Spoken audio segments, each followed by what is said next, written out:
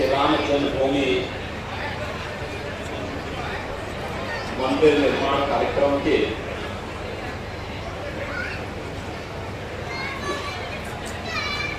पूर्व रामकोट का निर्माण और इसके लिए आयोजित इस अनुष्ठान में यहाँ पर पधारे दक्षिण भारत के हमारे अति प्रतिष्ठित पूज्य संत श्री त्रिदंडी जय स्वामी रामचंद्राचार्य जी महाराज, जगतगुरु रामानुजाचार्य पूज्य स्वामी श्री धराचार्य जी महाराज, मान्य विधायक श्री जनार्दन रेड्डी जी, श्रीमती जमुना रेड्डी जी, हमारे अयोध्या के लोकप्रिय विधायक श्री वेद प्रकाश गुप्ता जी, जनपद अयोध्या के ही रुधौली विधानसभा क्षेत्र के लोकप्रिय विधायक श्री रामचंद्र यादव जी,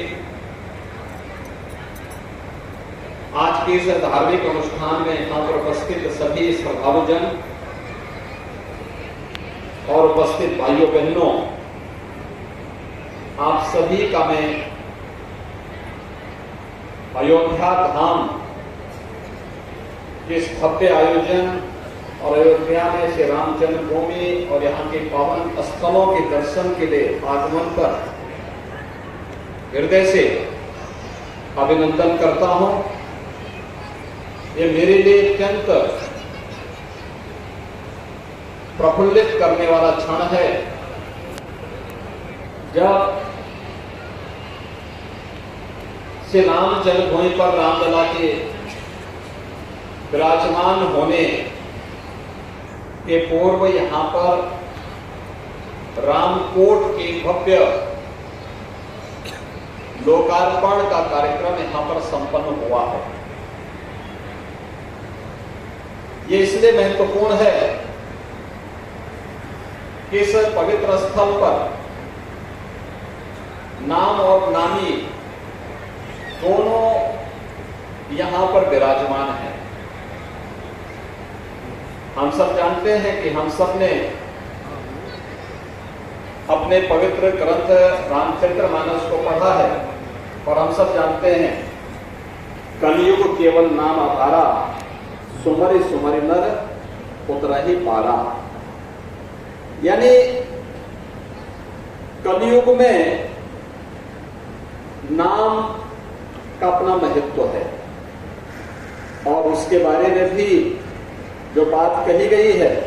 कि जपात सतम पुण्यम गुणम गुणम पुण्यम रामानामा भी लेखनम, यानी जब से 100 गुना ज्यादा पुण्य नाम लिखने से, और यहां पर तो 28 कोटि 28 करोड़ नाम रामकोट में संरक्षित किए गए हैं और ये निरंतर इसमें अभिवृद्धि होती हुई दिखाई देती है। यानी इसका पुण्य हमें अनंत काल तक न केवल सन्मार्ग पर ले चलने की बल्कि हम सबको जीवन के समृद्धि के मार्ग पर अग्रसर करने की एक नई प्रेरणा प्रदान करेगा। और रामकोट में यह सब कुछ विराजमान है। प्रभु का नाम भी है और भगवान प्रभु का यहाँ पर नामी भी है। 28 करोड़ लेखन के माध्यम से प्रभु के नाम को यहाँ पर पूरी तरह संरक्षित करके हम यहाँ पर उस पुण्य के भागीदार बन सकते हैं। मैं जगतगुरु रामानुजाचार्य पूज्य स्वामी श्री धराचार्य जी महाराज को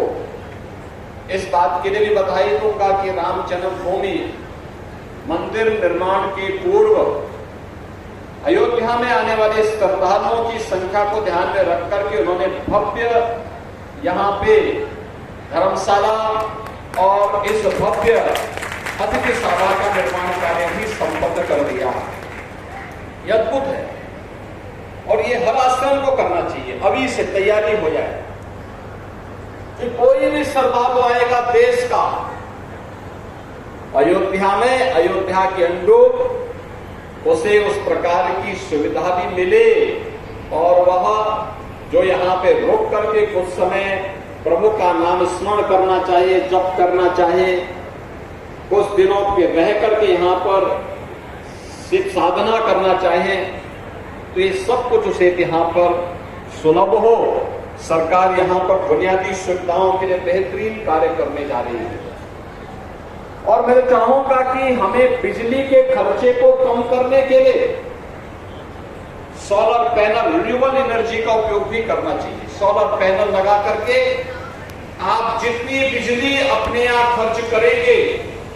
आपके कनेक्शन से उतनी की कटौती हो ही जाएगी, लेकिन अगर आपके पास सरप्लस ऊर्जा होगी उसको सरकार देगी और उसका नाम भी आपको उपलब्ध करवा देगी। इसके लिए भी हम लोगों ने आश्रमों के लिए, घरों के लिए नेट मीटरिंग की व्यवस्था की है और जो कॉमर्शियल स्थल है वहां पर नेट बिलिंग की व्यवस्था भी की है। हम इन सभी सुविधाओं का लाभ अगर समयबद्ध तरीके से ले लेंगे तो स्वाभाविक रूप से अयोध्या को सोलर सिटी, सूर्यवंश की राजधानी है तो सोलर सिटी के रूप में से विकसित करने की जो आदरणीय प्रधानमंत्री जी की मंशा है उसके अनुरूप यहाँ कार्य को गति देने में सफलता प्राप्त होगी। अयोध्या में सड़कों के निर्माण को तेज गति से आगे बढ़ाने का कार्य हो रहा है। 4 लेन की कनेक्टिविटी चारों ओर से रामपथ, नए घाट से लेकर के और राम जन्मभूमि होते हुए आगे लखनऊ मार्ग तक, लखनऊ मार्ग से भी केडी बाजार होते हुए 4 लेन की कनेक्टिविटी दी जा रही है।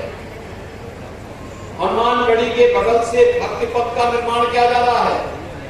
और यही नहीं, सुग्रीव किला के बगल से भी 4 लेन की बेहतरीन कनेक्टिविटी श्री राम जन्मभूमि के लिए उपलब्ध करवा करके श्रद्धालुओं की सुविधा को, बेहतरीन सुविधाओं को ध्यान में रख करके यहाँ पर अन्य अनेक कार्यक्रम किए जा रहे हैं। आने वाले समय में अयोध्या दुनिया की सुंदरतम नगरी के रूप में स्थापित हो, यही प्रधानमंत्री जी की इच्छा है और उसी के अनुरूप केंद्र और राज्य सरकारें पंचकोशी परिक्रमा को, 14 कोशी परिक्रमा को, 84 कोशी परिक्रमा को, संतों और श्रद्धालु जनों को मिलने वाली सुविधा को ध्यान में रखकर के अनेक कार्यक्रम चला रही है। हम सबको भी अति श्रद्धा भाव के साथ अभी थोड़ा जिस समय तोड़-फोड़ चल रही है, निर्माण कार्य चल रहा है, तो अभी बेतरतीब लोगों को लग रहा होगा, लेकिन अभी अगले 1 वर्ष के अंदर आप देखेंगे एक सुंदर स्वरूप अयोध्या का हम सबको देखते हुए बनेगा। मैं इस अवसर पर आज एक बार फिर से पूज्य जय स्वामी जी का, जगत गुरु रामानुजाचार्य पूज्य स्वामी श्रीधराचार्य जी का और उनकी सभी पूज्य संतों का मैं एक बार फिर से हृदय से अभिनंदन करते हुए उन्हें कोटि बधाई देता हूँ। रामकोट के इस निर्माण के लिए और अतिथिशाला के भव्य निर्माण के लिए भी मैं उनका हृदय से अभिनंदन करते हुए अपनी ओर से उन्हें बधाई देता हूँ, अपनी शुभकामनाएं देता हूँ। जय जय श्री राम।